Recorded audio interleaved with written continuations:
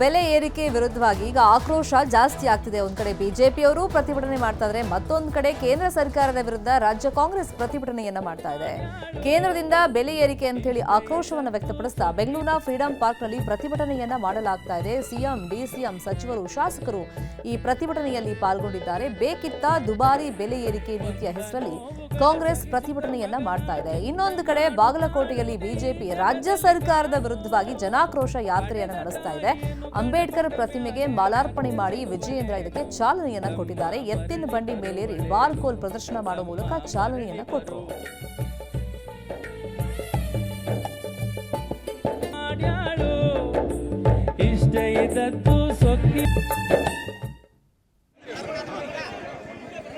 ಜನಪರವಾದ ಯಾವುದೇ ಕಾರ್ಯಕ್ರಮ ಮಾಡದೆ ಜನರ ಶೋಷಣೆಯನ್ನು ಮಾಡ್ತಾ ಜನರಿಂದ ತೆರಿಗೆಯನ್ನು ಹಿಂಡಿ ಇವತ್ತು ತಮ್ಮ ಸ್ವಾರ್ಥ ರಾಜಕೀಯವನ್ನು ಮಾಡಿ ಸ್ವಾರ್ಥಕ್ಕೋಸ್ಕರವಾಗಿ ಅಧಿಕಾರದಲ್ಲಿದ್ದಾರೆ.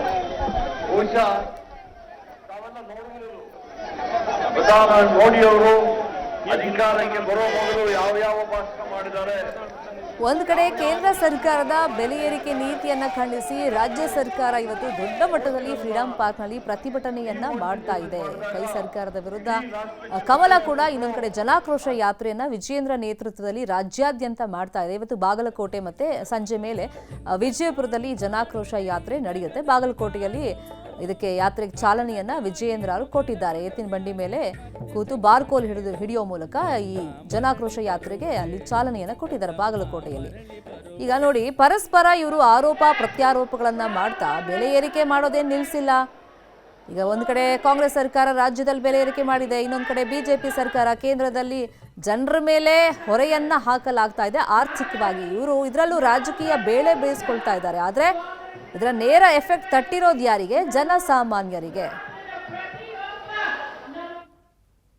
ಹಿಂದೆ ಕಾಂಗ್ರೆಸ್ ಗವರ್ಮೆಂಟ್ ಇದ್ದಾಗ ಕೇಂದ್ರ ಸರ್ಕಾರದಲ್ಲಿ ತೆರಿಗೆ 1 ಲೀಟರ್ ಮೇಲೆ ₹3.40 ಇತ್ತು.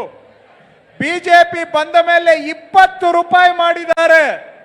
ಅಂದ್ರೆ 500% ಡೀಸೆಲ್ ಮೇಲೆ ಸೆಂಟ್ರಲ್ ಗವರ್ಮೆಂಟ್ ತೆರಿಗೆ ಜಾಸ್ತಿ ಮಾಡಿದೆ.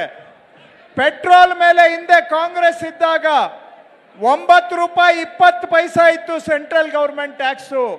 ಇವತ್ತು ಪೆಟ್ರೋಲ್ ಮೇಲೆ ₹20 ಆಗಿದೆ ಸೆಂಟ್ರಲ್ ಗವರ್ಮೆಂಟ್ ಟ್ಯಾಕ್ಸು. ಸುಮಾರು 250% ಜಾಸ್ತಿ ಮಾಡಿದ್ದಾರೆ ಸೆಂಟ್ರಲ್ ಗವರ್ಮೆಂಟ್ ಟ್ಯಾಕ್ಸು. ಹಿಂದೆ ಕಾಂಗ್ರೆಸ್ ಗವರ್ಮೆಂಟ್ ಇದ್ದಾಗ ಒಂದು ಸಿಲಿಂಡರ್ ಗ್ಯಾಸು ₹400 ಇದ್ದಿದ್ದು ಇವತ್ತು ₹1000 ದಾಟಿದೆ.